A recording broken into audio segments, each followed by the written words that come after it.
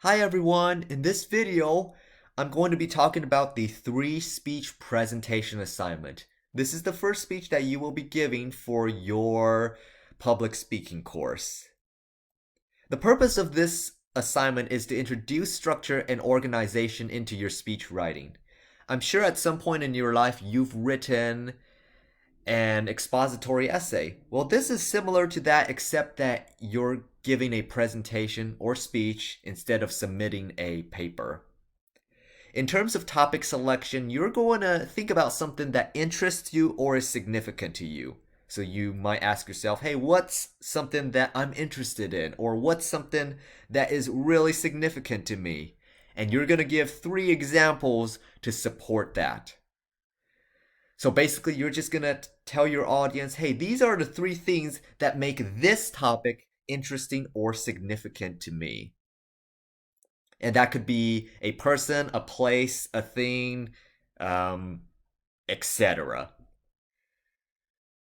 Now, keep in mind that this presentation is not the same as a persuasive speech. Sometimes students might come up with topics along the lines of 3 reasons why you should do this or why you should blah blah blah.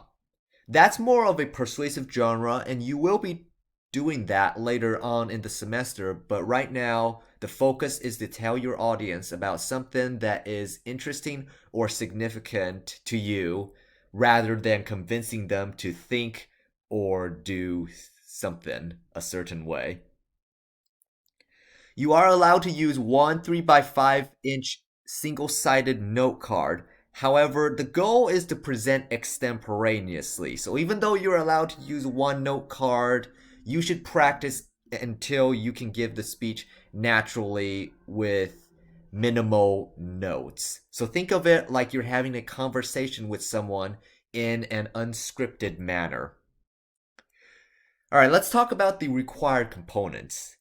You obviously want to have an introduction, but for this speech, you're going to actually start with a quote from someone, which you can find off the internet.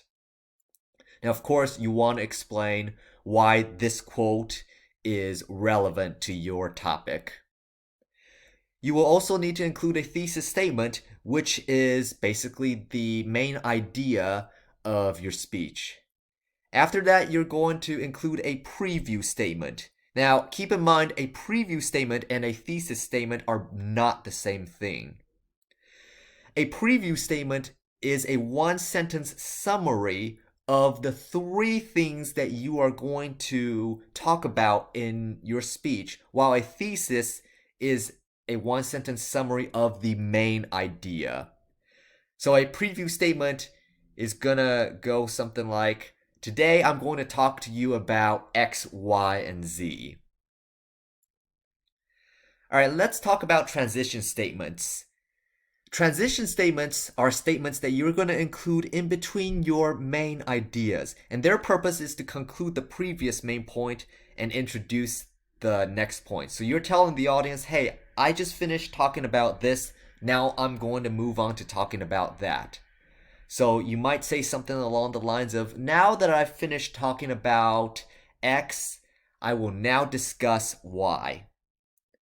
You also want to include a conclusion for your speech. This includes a review statement, which is similar to a preview statement, except that it's in the past tense. So in the preview statement, you told the audience, hey, these are the 3 things that I'm going to tell you. Now in the review statement, you're saying, hey, these are the 3 things that I have told you. So today I talked about X, Y, and Z. And then you want to close it off with impact. One way you can do that for this speech is by either restating the quote that you used in the introduction or using another quote. When you're giving your speech, you want to present like you're in a classroom. Even though we're all on Zoom or online, you still want to treat it as if you were in the classroom setting. That means giving your speech while standing up unless you can't, and dressing appropriately. In terms of speech time, your speech should be around 3 to 4 minutes. If you go under or above that, you may lose points. But don't freak out if you go over by a few seconds. You're not going to lose points just because you gave a speech that was 4 minutes and 1 second long. But if you go over 5 minutes or more, yeah, you'll probably start losing points for that.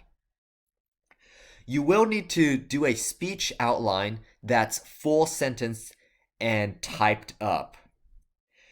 Now, you may notice in Canvas there is a downloadable template for the speech outline, and you'll see that it's already been formatted a certain way, but you don't need to follow that format. It's just there for you to plug in information. But if you feel like you need to include less points or more points, you're more than welcome to modify it. It's just there for your convenience. And this is very important. Remember that you cite the quotes in the outline, because if you don't cite the quotes in the outline and where you got them from, you will lose points.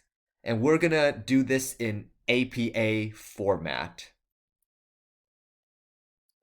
There are several things you need to do prior to the speech due date. The first thing you need to do is get your outline checked. Basically, you would just upload your outline to the communication lab shell, then head to the virtual communication lab and receive feedback about your outline from a tutor. You will also be practicing your speech in front of a tutor. Both the outline check and the speech practice needs to be done prior to submitting the speech for your course. So you definitely need to do this before the speech day comes.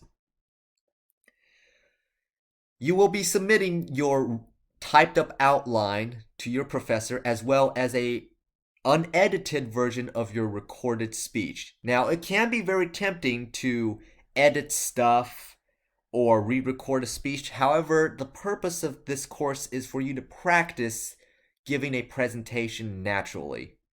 So if you feel like you need to re-record, you're welcome to, but you should not be doing that any more than 3 to 4 times. So if you have any questions, please feel free to reach out to your instructor or TA. I would also highly encourage you to visit the communication lab and get your outline checked and practice your speech multiple times. Although you're required to only do it once prior to speech day, I would highly recommend that you do it multiple times just to get more feedback on how you can improve, because that's what the lab is there for. They're there to help you improve. So anyways, hope this helped in terms of explaining the assignment. Thank you so much for the gift of your time, and I wish you the best of luck for your speech.